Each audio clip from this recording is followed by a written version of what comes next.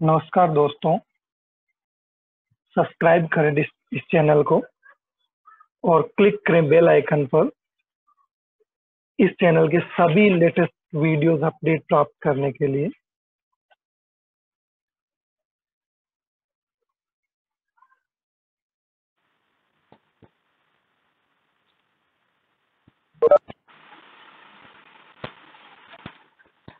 आज का अपना टॉपिक है database versus file system. File system में और डेटाबेस में क्या डिफरेंस है, इनके बारे में आज अपने पढ़ेंगे।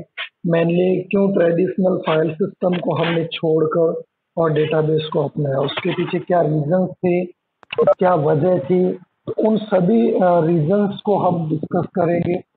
फाइल सिस्टम के अंदर कौन कौन सी कमियां थी जिसकी वजह से हमें डेटाबेस को यूज करना पड़ा, उन सभी चीज़ों को आज हम डिस्कस कर रहे हैं।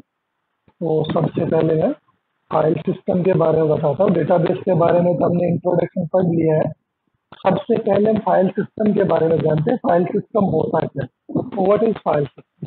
ठीक है, तभी हम डिफरेंस पे चलेंगे, तभी हम डिफरेंसेस समझ पाएंगे। ठीक है, तो सबसे पहले देखो, फाइल सिस्टम एक नॉर्मली ऐसा सिस्टम होता है जिसके अंदर डेटा जो है वो डिफरेंट डिफरेंट फाइल्स के अंदर, डिफरेंट डिफरेंट फॉर्मेट्स के अंदर, किसी पर्टिकुलर एक मेमोरी के अंदर स्टोर की जा सकती है।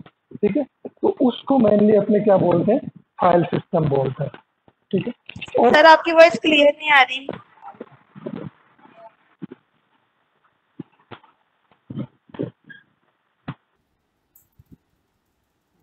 अपने मेनली फाइल सिस्टम के अंदर जो भी ट्रेडिशनल अपने फाइल्स फॉर्मेट्स हैं, जैसे कि मान लो आपने अलग अलग फॉर्मेट्स में किसी डेटा को स्टोर करवाया, जैसे कुछ आपने एक्सेल फाइल्स, कुछ डेटा हमारा एक्सेल में, ये नहीं आ रही। कुछ डेटा हमारा वर्ड फाइल्स में है। इसी प्रकार अलग अलग डेटा हमारा हो सकता है। इन सभी डिफरेंट डिफरेंट फाइल्स को हम स्टोर करवाने के लिए मेनली ट्रेडिशनली फाइल सिस्टम को यूज करते हैं। जैसा कि देखो इसमें लिखा है, a file system is a process that manages how and where data on a storage disk. यानी मेनली जो डेटा स्टोर किया जाना है वो किस प्रकार से स्टोर किया जाना है, किस प्रकार से उसको मैनेज किया जाना है डिस्क के ऊपर। Typically a hard disk drive is stored, accessed and managed. तो मेनली अपने सिंपल कंप्यूटर के अंदर हार्ड डिस्क जो यूज़ करते हैं, तो ये हार्ड डिस्क के अंदर जो भी हम फाइल्स रखते हैं, तो ये मेनली क्या होता है, फाइल सिस्टम होता है। जैसे आपने कंप्यूटर में NTFS का नाम सुना होगा, अलग अलग फाइल सिस्टम्स हम यूज़ करते हैं। Fat file system, FAT file allocation table के द्वारा जो फाइल सिस्टम हम यूज़ करते हैं, तो इसी प्रकार से डिफरेंट डिफरेंट फाइल सिस्टम्स को हम यूज़ करके और हमारे स्टोरेज मेमोरी जैसे हार्ड डिस्क, उन पे हम रिकॉर्ड्स को, डेटा को स्टोर करते हैं। It is a logical disk component that manages its disk's internal operations as it relates to a computer and is abstract to a human user। ठीक है, नॉर्मली जो अपने सिंपल जो स्टोरेज डिवाइसेस होते हैं, जैसे हार्ड डिस्क वगैरह की हम बात करते हैं, इनके अंदर क्या होता है, आप इजीली डेटा को स्टोर कर सकते हो। इसमें कोई आपको अलग से कुछ टेक्निक्स लगाने की ज़रूरत नहीं है। जिस प्रकार से हमने डेटाबेस में हमने पढ़ा था कि एक्सेस करने के लिए और डेटा को राइट करने के लिए हमें कुछ टूल्स की रिक्वायरमेंट रहती है, जैसे SQL है, ये सब। ठीक है, बट यहाँ पे ऐसी कोई रिक्वायरमेंट आपको नहीं रहती। अब अपने सबसे पहले डिफरेंसेस देखते हैं कुछ डेटाबेस और फाइल सिस्टम के अंदर क्या डिफरेंसेस है जिसके चलते हमने डेटाबेस को अपनाया। और फाइल्स, जैसे फाइल सिस्टम भी हम यूज़ करते हैं, सभी कंप्यूटर सिस्टम में फाइल सिस्टम ही यूज़ करते हैं, इंडिविजुअल जो भी सिस्टम्स होते हैं। ठीक है, जो अपना पर्सनल कंप्यूटर होता है, इनमें सब में फाइल सिस्टम हम यूज़ करते हैं। बट इनकी कुछ प्रॉब्लम्स है, जिससे कि बड़े लेवल पे जहाँ पे हमें डेटा के साथ डील करनी होती है, तो वहाँ पे फाइल सिस्टम जो है ना हमारा फेल हो जाता है।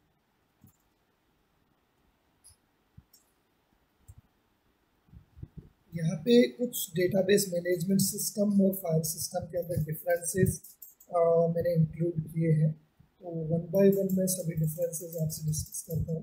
देखो फर्स्ट जो डिफरेंस है, DBMS is a collection of data. तो file is also a collection of data, है ना। तो सिमिलरिटी है, डेटाबेस भी एक डेटा का कलेक्शन होता है और फाइल भी एक डेटा का कलेक्शन होता है, ठीक है। इन DBMS the user is not required to write the procedures, और फाइल सिस्टम्स के अंदर यूजर को प्रोसीजर्स लिखने होते हैं, ठीक है। ये एक डिफरेंस है, ठीक है।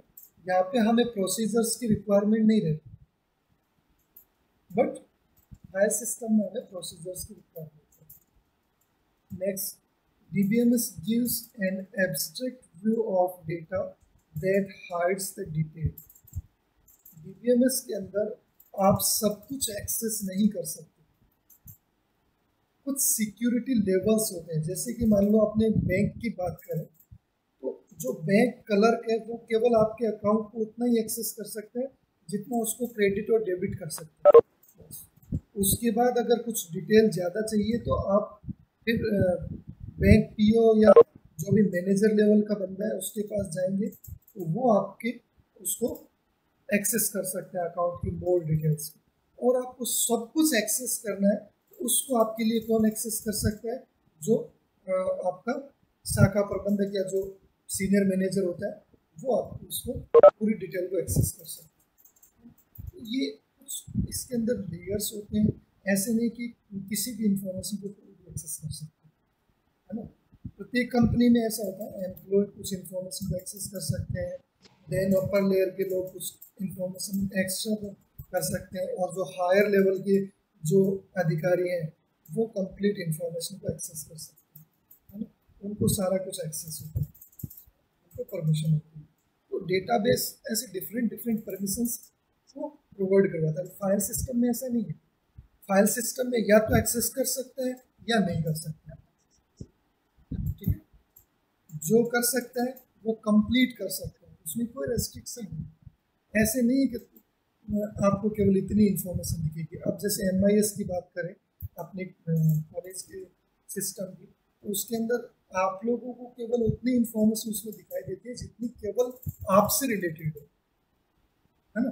बट फैकल्टी मेंबर्स को वो सारी इन्फॉर्मेशन दिखाई देती है जो कंप्लीट सभी स्टूडेंट से रिलेटेड है, केवल सिंगल स्टूडेंट की नहीं, सभी कॉलेज के स्टूडेंट्स, है ना।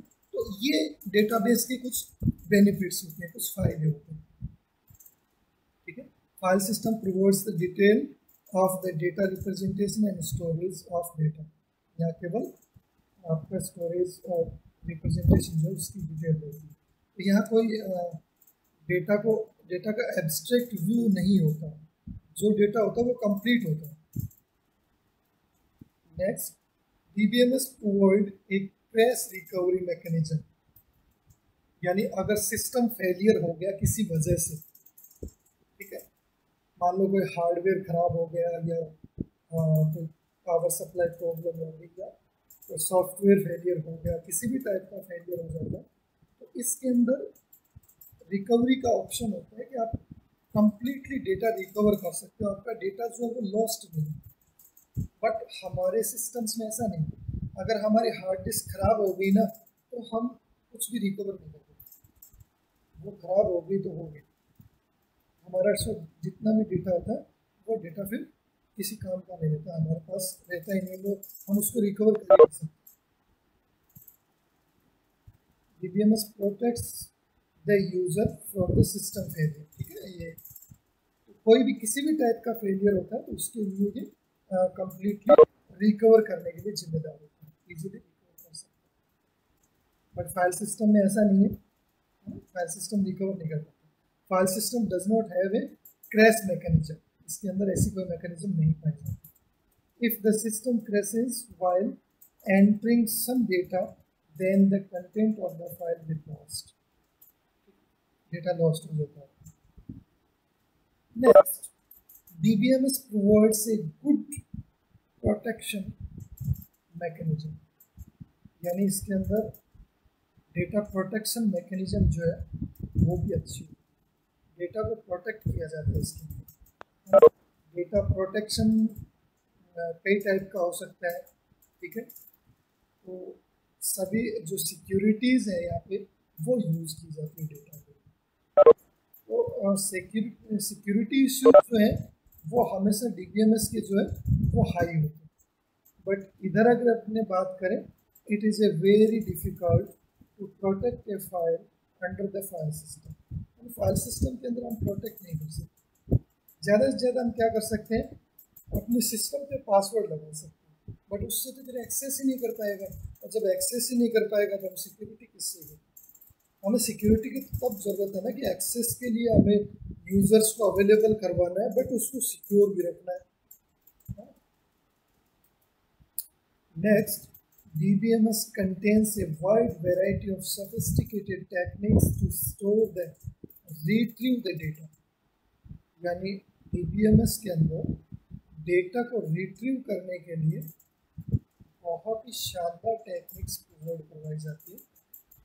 शानदार का मतलब अपने इस तरह समझ सकते हैं कि एक ही फाइल को सेम टाइम पे मल्टीपल यूजर्स एक्सेस कर सकते हैं,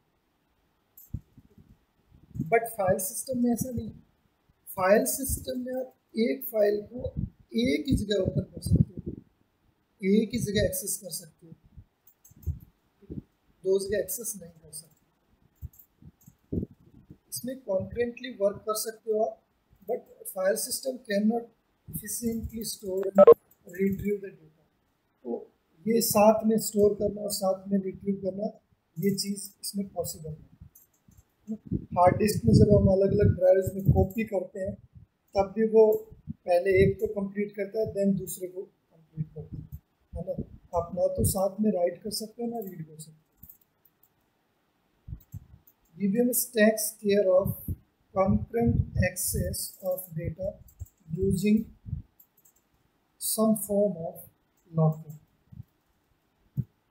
ये सिस्टम मेनली वैसे ट्रांजैक्शन मैनेजमेंट का सिस्टम है, बट इसको अपने ऐसे समझ सकते हैं जैसे हम एटीएम यूज़ करते हैं। मान लो हम एसबीआई की कस्टमर है और हम एटीएम यूज़ करते हैं, तो क्या जब हम एटीएम पे ट्रांजैक्शन कर रहे होते हैं तो क्या पूरी दुनिया में केवल एसबीआई का एटीएम हम अकेले यूज़ कर रहे होते हैं? नहीं, उस टाइम बहुत सारे कस्टमर्स एसबीआई के एटीएम यूज़ करते हैं, बट कभी भी किसी भी कस्टमर को ये फील नहीं होता कि आपके अलावा कोई एटीएम को और भी यूज़ कर रहा है या इस सर्विस को कोई और भी यूज़ कर रहा है। जब आप यूज़ करते हो तो आपको ऐसा एनवायरनमेंट प्रोवाइड करवाया जाता है कि ओनली जैसे आप ही यूज़ कर रहे हो सिस्टम, उसी को बोलते हैं अपनी कॉन्करेंट एक्सेस। मल्टीपल यूजर्स एक टाइम एक्सेस करते हैं, बट उनका एनवायरनमेंट सिंगली दिया जाता है, आप सिंगल यूज करें, ठीक है। In the file system concurrent access has many problems like redirecting the file while other deleting some information or updating some information। इसके अंदर तो फाइल सिस्टम में तो प्रॉब्लम आएगी। अगर कॉन्करेंटली मान लो हम एक्सेस करें एक साथ किसी एक फाइल को, तो कोई एक अपडेट कर रहा है, कोई एक डिलीट कर रहा है, तो ऑब्वियसली हो नहीं पाएगा। तो इसलिए फाइल सिस्टम्स की बहुत सारी प्रॉब्लम्स हैं। इसके अलावा भी बहुत सारे प्रॉब्लम्स हैं। ये तो मेन जो मैनेजमेंट इश्यूज हैं उनके डिफरेंसेस, केवल सिस्टम हैंडलिंग रिलेटेड जो डिफरेंसेस है वो डिफरेंस यहाँ पे हमने डिस्कस किया। इसके अलावा अपने आगे कुछ और डिफरेंसेस जो मेन डिफरेंसेस हैं उनको भी डिस्कस करेंगे।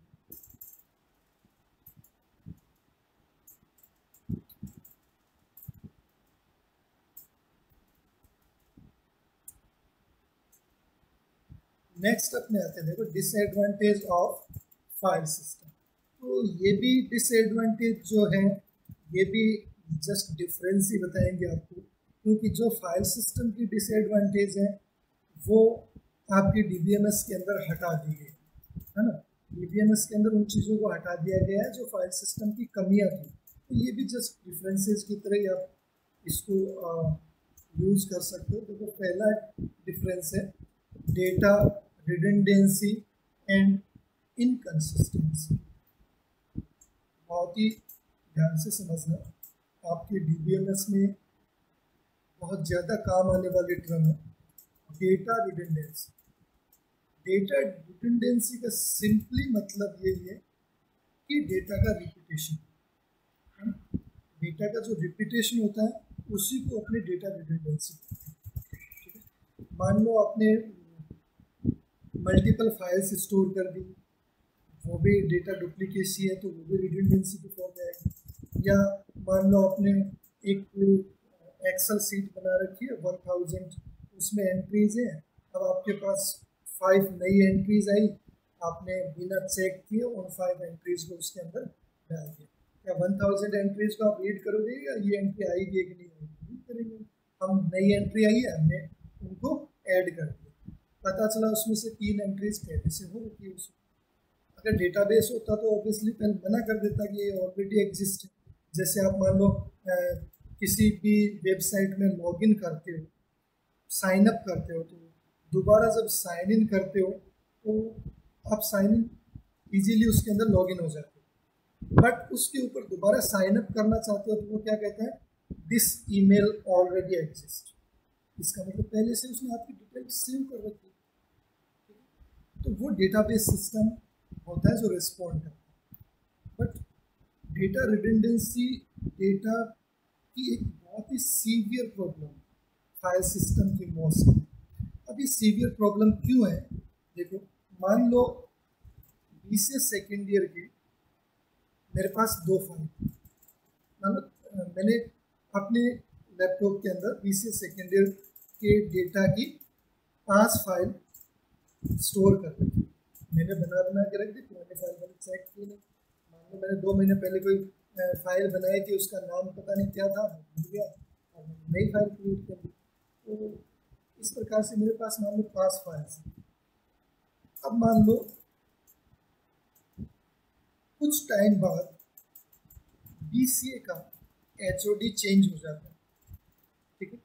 तो मैं क्या करूँगा, मैं अपने फाइल सिस्टम में जाऊँगा और एचओडी का नाम चेंज कर दूँगा। किसी एक फाइल में मैंने नाम चेंज कर दिया, ठीक है, और मैंने सेव कर दिया।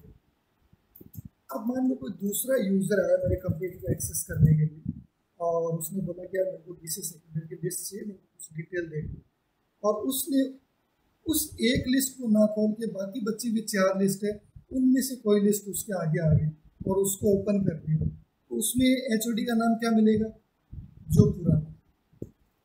इसी को डेटा इनकंसिस्टेंसी बोलते हैं। आधे जगह पे चेंज हो गया, आधे जगह पे चेंज हुआ नहीं, कुछ जगह अपडेट हो गया, कुछ जगह अपडेट हुआ नहीं, है ना। तो इसी चीज़ को अपनी डेटा इनकंसिस्टेंसी बोलते हैं। ये डेटा इनकंसिस्टेंसी से बचने के लिए हमें डेटाबेस की सख्त जरूरत पड़ेगी। डेटा रिडंडेंसी एंड इनकंसिस्टेंसी ये फाइल सिस्टम की डिसएडवांटेज है और इनको डेटाबेस के अंदर रिजोल्व कर लिया गया। नेक्स्ट है difficulty in accessing data. Data को एक्सेस करने में डिफिकल्टी, देखो किस टाइप की डिफिकल्टी होती है। डिफिकल्टी इस टाइप की होती है, मान लो आपके पास एक सर्वे डेटा है जयपुर का और उसमें सभी जयपुर के कॉलेजेस की इंफॉर्मेशन है सारी की सारी, ठीक है। अब मेरे को उस फाइल में से केवल उन कॉलेजेस को अलग करना है जो केवल सीतापुरा के अंदर, ठीक है, केवल जो सीतापुरा के अंदर कॉलेजेस है उन कॉलेजेस को मेरे को अलग करना है। तो ऑब्वियसली मेरे को 1 बाय 1 चेक करना पड़ेगा, एड्रेस, सबका एड्रेस मुझे चेक करना पड़ेगा, ठीक, फाइल सिस्टम के अंदर। तो ये भी एक बड़ी डिफिकल्टी, एक्सेसिंग डिफिकल्टी इसके अंदर फाइल सिस्टम के अंदर अवेलेबल। डेटाबेस में ऐसा नहीं है, डेटाबेस में सिंपल आप क्वेरी लिखो, एक लाइन की क्वेरी लिखोगे, आप जो कंडीशन दोगे उस कंडीशन को सेटिस्फाई करेगी आपके डेटा। Next, data isolation. देखो डेटा आइसोलेशन मेनली अपने इस प्रकार से समझ सकते हैं कि जो डेटा हमारे पास फाइल सिस्टम के अंदर स्टोर होता है वो डेटा कभी भी वेल स्ट्रक्चर्ड नहीं होता। क्यों नहीं होता वेल स्ट्रक्चर्ड? मान लो कंप्लीट डेटा को आपको एनालिसिस करना, जो भी आपके फाइल सिस्टम में जितना भी डेटा पड़ा है सभी डेटा को आपको एनालिसिस करना। क्या आप कर पाओगे एनालिसिस? नहीं कर पाओगे, क्योंकि कुछ फाइल किसी दूसरे एप्लीकेशन सॉफ्टवेयर के द्वारा डेवलप की गई है, कुछ फाइल किसी दूसरे एप्लीकेशन सॉफ्टवेयर के द्वारा डेवलप की गई। जैसे मान लो कुछ PDF में पड़ी है, कुछ वर्ड में, कुछ एक्सेल में, कुछ आपकी PPTs पड़ी है, कुछ आपकी नोटपैड फाइल्स पड़ी है, वर्ड पैड फाइल्स पड़ी, डिफरेंट डिफरेंट जो सॉफ्टवेयर है आपके एप्लीकेशन सॉफ्टवेयर, वो डिफरेंट डिफरेंट फॉर्मेट में डेटा को सेव करते हैं, स्टोर करते हैं। उन सबको आप एनालिसिस तभी कर सकते हो जब उनको एक प्लेटफॉर्म पे ला सको, और एक प्लेटफॉर्म पे लाने के लिए आपको उसके अंदर सबको फिर चेंज करना पड़ेगा, सबको एक जगह इकट्ठा करना पड़ेगा। ये डेटा आइसोलेशन की प्रॉब्लम है, ये डेटाबेस के अंदर नहीं। डेटाबेस के अंदर कंप्लीट डेटा जो है वो टेबल्स के फॉर्मेट में स्टोर है।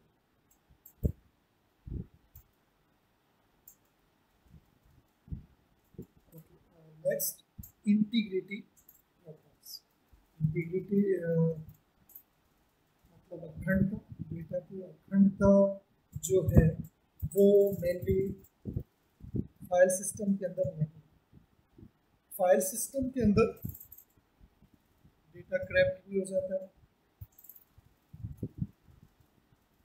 कई बार जो आपकी अनप्रोटेक्टेड डेटा है तो उसमें से कोई डेटा आपका डिलीट भी कर जाता है। ठीक है, कोई जो सिस्टम कंपनी के अंदर सिस्टम है तो आपका पर्सनल कंप्यूटर तो वो है नहीं, उस पर तो हो सकता है आप जब अवेलेबल नहीं है तो कोई भी यूज़ कर सकता है। तो मान लो कुछ वर्क है, आप कोई ऐसे प्रोजेक्ट पे काम कर रहे हो, आपके दूसरे जो अपोजिट ग्रुप वाले हैं उसने आपका डेटा आपकी गैर मौजूदगी में डिलीट कर दिया। ये सब प्रॉब्लम्स जो है वो डेटा इंटीग्रिटी को कहीं ना कहीं नुकसान करते हैं। Next, atomicity. एटॉमिसिटी एक बहुत ही इम्पोर्टेंट फीचर जो कि फाइल सिस्टम के अंदर अवेलेबल नहीं। वो क्या है? एटॉमिसिटी का मतलब होता है कि जो भी ट्रांजैक्शन हो रहा है या तो वो कंप्लीट हो या वो बिल्कुल भी ना हो। मान लो मैं कोई डेटा फाइल सिस्टम के अंदर मैं कोई फाइल ट्रांसफर कर रहा हूँ और बीच में मेरा सिस्टम बंद हो गया, फाइल 50% ट्रांसफर हुई और मेरा जो सिस्टम है वो बंद हो गया। तो फाइल सिस्टम के अंदर ये प्रॉब्लम है कि वो आपका डेटा जो है वो लॉस्ट हो सकता है। वो डेटा आपका जो सोर्स था वहाँ से चला जाएगा, जो डेस्टिनेशन था वहाँ पे पहुँचेगा नहीं, वो डेटा आपका लॉस्ट हो सकता है due to failure. But DBMS atomicity को फॉलो करता है। इसके अंदर है कि ट्रांजैक्शन अगर होगा तो कंप्लीट होगा, जब तक वो 99% होके भी अगर रुक गए हैं, इसका मतलब जो भी किया गया था उसको वापस करो। जैसे हमने अनडू करते हैं ना फाइल के अंदर, है ना, कुछ गलत हो जाता है तो उसी प्रकार इसमें अनडू किया जाता है और वापस उसी स्टेज में पहुंचा दिया जाता है जैसे ट्रांजैक्शन शुरू करने से पहले जो स्टेज था। ठीक, इसलिए एटॉमिसिटी का इसमें कंप्लीटली ध्यान रखा जाता है। कॉन्करेंट एक्सेस, ये मैंने अभी भी आप लोगों को समझाया था। कॉन्करेंट एक्सेस सिम्युल्टेनियसली जब यूजर्स किसी एक ही चीज़ को एक्सेस कर रहे होते हैं और उनको ये हमेशा इस टाइप का एनवायरनमेंट प्रोवाइड करवाया जाता है कि वो सिंगल यूजर ही वर्क कर रहे हैं, उसी को अपने concurrency access. Security problems, file system के अंदर तो प्रॉब्लम्स ही प्रॉब्लम्स है, हमारे पास कोई सिक्योरिटी नहीं फाइल सिस्टम के अंदर, बट डेटाबेस के अंदर बहुत सारी सिक्योरिटीज आप लोगों के पास अवेलेबल है। नेक्स्ट है अपने पास डेटाबेस। ठीक है, अब कुछ डेटाबेस के जो इम्पोर्टेंट फैक्ट्स हैं उनको मैं डिस्कस करूँगा, किस प्रकार से वो फाइल सिस्टम से बेस्ट है। वैसे तो आपने ये जो पॉइंट्स, आपने 7 पॉइंट्स जो डिस्कस किए हैं, इन 7 पॉइंट्स से हम कंप्लीटली ये देख सकते हैं कि फाइल सिस्टम किस प्रकार से वर्क करता है और हमारे डेटाबेस सिस्टम जो है किस प्रकार से वर्क करता है और दोनों के अंदर कितना डिफरेंस है। A database is organized collection of related data of an organization stored in formatted file which is shared by multiple users. यानी डेटाबेस क्या है?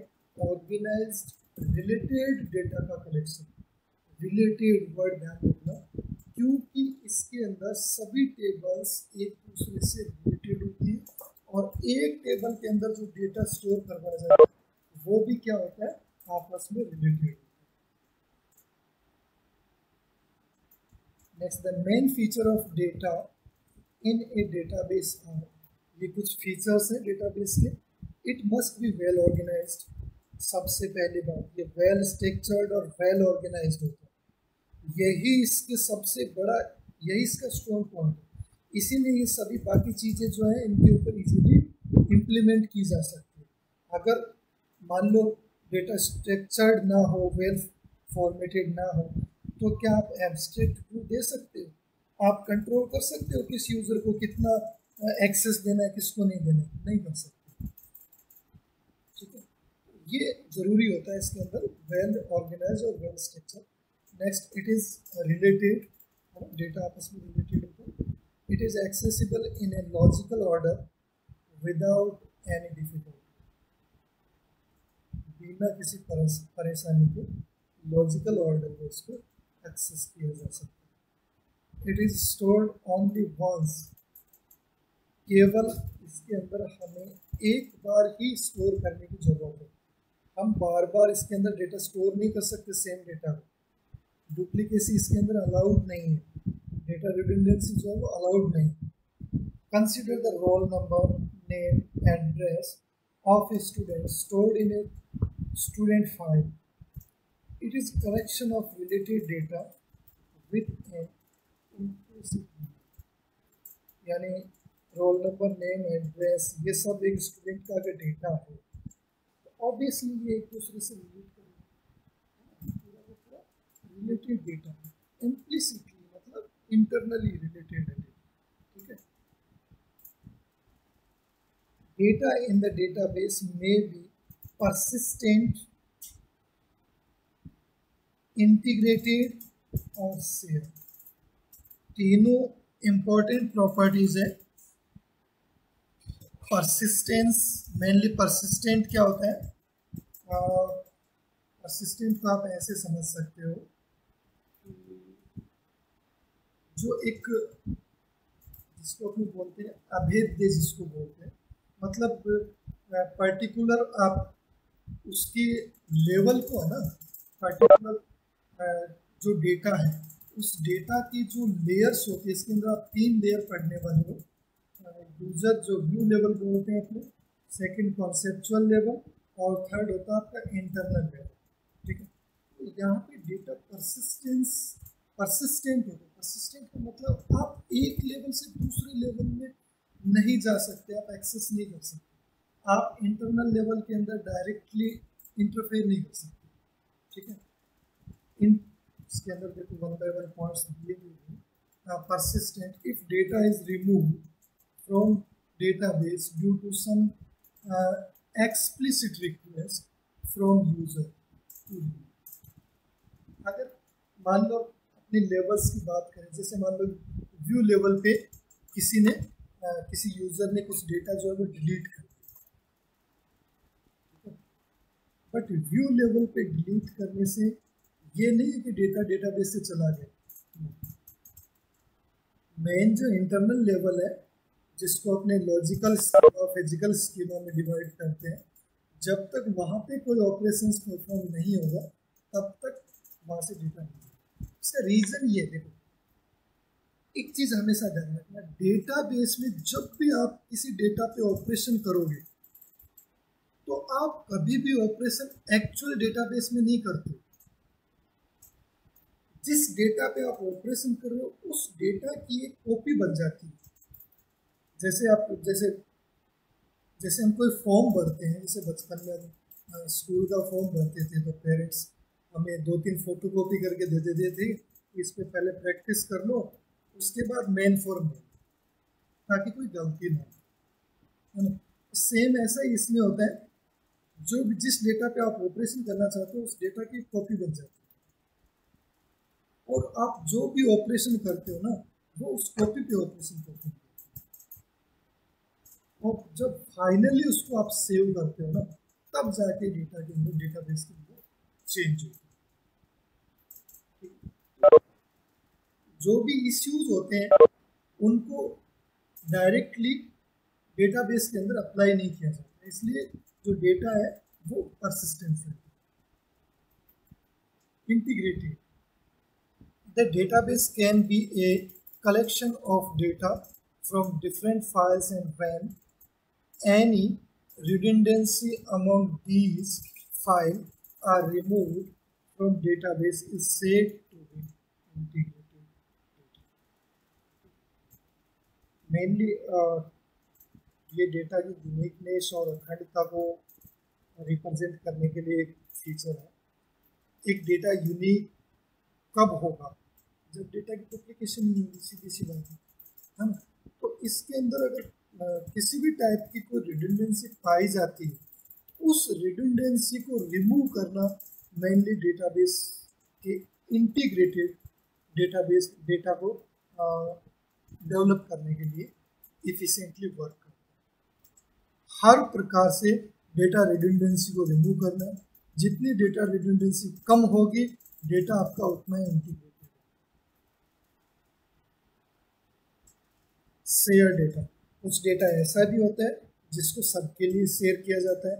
The data stored in the database can be shared by multiple users simultaneously without affecting the correctness of data. कुछ data होता है जिसको multiple customers, multiple users एक ही same time पे share कर सकते हैं। ओके, फंक्शंस ऑफ डीबीएमएस, तो क्या क्या फंक्शंस है इसके उनको अगर अपने देखें तो देखो फंक्शंस में मेनली सबसे पहले है schema. Definition database schema. Schema mainly क्या होता है? लॉजिकल स्कीमा और फिजिकल स्कीमा। हम लॉजिकल लेवल और फिजिकल लेवल दो लेवल्स पढ़ेंगे, और दोनों पे दोनों स्कीमाज वर्क करती है, लॉजिकल स्कीमा और फिजिकल स्कीमा। अगर किसी भी डेटा को डिलीट करने से या किसी भी डेटा को अपडेट करने से सिस्टम के डेटाबेस के फिजिकल स्ट्रक्चर में कोई चेंज नहीं होता है, उसको अपने बोलते हैं फिजिकल कंसिस्टेंट एक्यूरेसी। ठीक है, वो मेनली फिजिकल स्कीमा को बनाए रखने के लिए काम करते हैं। प्रत्येक टेबल की एक स्कीमा होती है, प्रत्येक टेबल पे एक स्कीमा का होता है। स्कीमा का मतलब ये है कि उसका जो प्रॉपर ढांचा है उसमें किसी भी टाइप का चेंज नहीं होना चाहिए, वो तो होती है फिजिकल स्कीमा। और लॉजिकल स्कीमा मतलब उसके इंटरनल जो एक्सेसिंग मेथड्स है या प्रोसेसिंग है उस पर कोई इफेक्ट नहीं होना चाहिए। वो कैसे? मान लो एक टेबल आपके पास और उसके अंदर आपने रोल नंबर को प्राइमरी की डिसाइड कर रखा है, जिससे कि आप किसी का भी डेटा यूनिकली आइडेंटिफाई कर सकते हैं, क्योंकि रोल नंबर सबके यूनिक होते हैं, सबके अलग होते हैं। अगर मैं रोल नंबर के कॉलम को डिलीट कर दूं उस टेबल से, तो क्या वो डेटा कंसिस्टेंट रहेगा? नहीं, वो डेटा इनकंसिस्टेंट होगा। क्यों हो जाएगा? क्योंकि उस डेटा के अंदर यूनिकनेस नहीं रहेगी। फिर मान लो किसी नेम से अपने डेटा से एक्सेस करना चाहेंगे तो मे बी नेम आप 1 से 10 स्टूडेंट के नेम सेम हो सकते हैं, तो वहाँ पे आप डेटा को वेरीफाई नहीं कर पाओगे कि कौन सा डेटा एक्चुअल।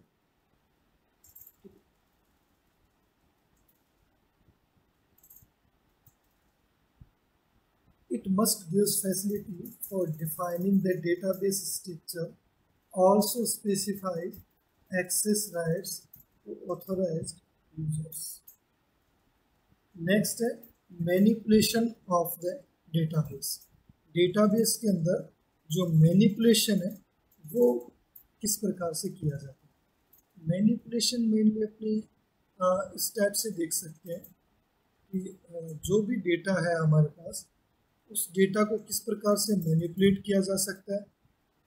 ठीक है, तो मैनिपुलेशन का जो कॉन्सेप्ट है, डेटा को किस प्रकार से हम चेंज परफॉर्म कर सकते हैं।